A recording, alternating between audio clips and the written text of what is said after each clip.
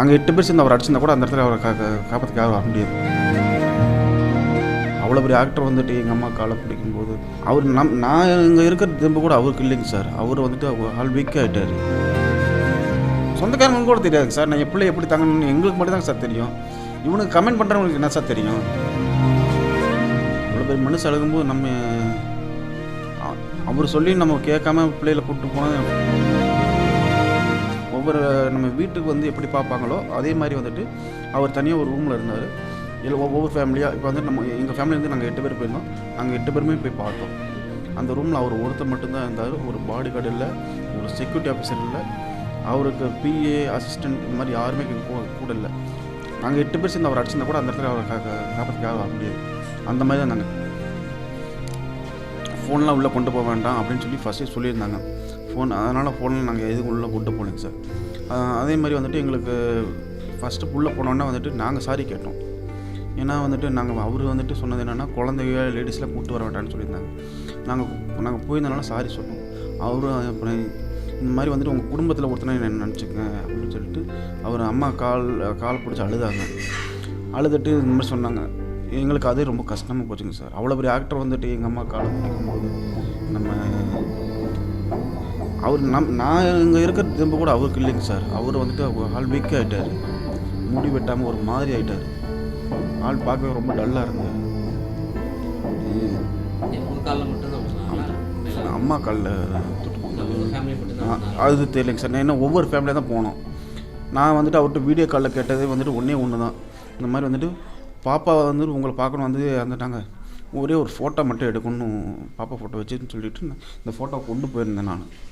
அது இல்லாமல் அவங்களுமே ஒரு ஃபோட்டோ நான் சொன்னனால எல்லா ஃபேமிலிக்குமே வந்துட்டு ஒரு ஃபோட்டோ அரேஞ்ச் பண்ணி அந்த சின்ன ஃபோட்டோ அவங்க தாங்க எங்களுக்கு கொடுத்தாங்க. அந்த ஃபோட்டோ கொடுத்து அந்த ஃபோட்டோவில் வந்துட்டு எங்களுக்கு இது பண்ணி கொடுத்தாங்க. ஃபோட்டோ எடுத்துக்கிட்டோம். அதேமாதிரி வந்துட்டு உங்களுக்கு என்ன சப்போர்ட் இல்லைங்க பண்ணித்தரோம் அப்படின்னாங்க. உங்கள் ஜாப்போ இல்லை ஒர்க்கோ இல்லை வேறு எதாவது பண்ணோம்னா சொல்லுங்கள், நாங்கள் பண்ணித்தரோம் அப்படின்னு சொன்னாங்க. எங்களுக்கு இப்போதைக்கு வேணுமா தான் சொல்கிறோங்க சார், சொல்லிட்டோங்க சார். வேறு எதுவும் நாங்கள் கேட்கல சார். இங்கே வந்துட்டு கரூரை பொறுத்த வரைக்கும் வந்துட்டு இன்னும் பர்மிஷன் தரல. ஏன்னா வந்துட்டு ஏற்கனவே வந்துட்டு இஷ்யூவாக இருக்குது. இன்னும் திரும்ப இன்னொரு கூட்டம் வந்து இன்னொரு ஏதாவது பிரச்சனை வரக்கூடாது. போலீஸ் பர்மிஷன் கிடைக்காம இருக்குது. மண்டபம் கேட்டு மண்டபம் தரலையாமாங்க சார்.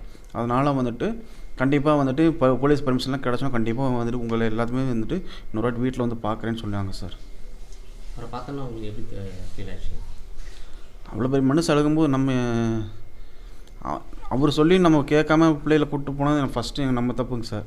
அப்புறம் அப்படி இருக்கும்போது வந்துட்டு அவர் அழுகும்போது நம்ம என்ன சார் பேச முடியும்?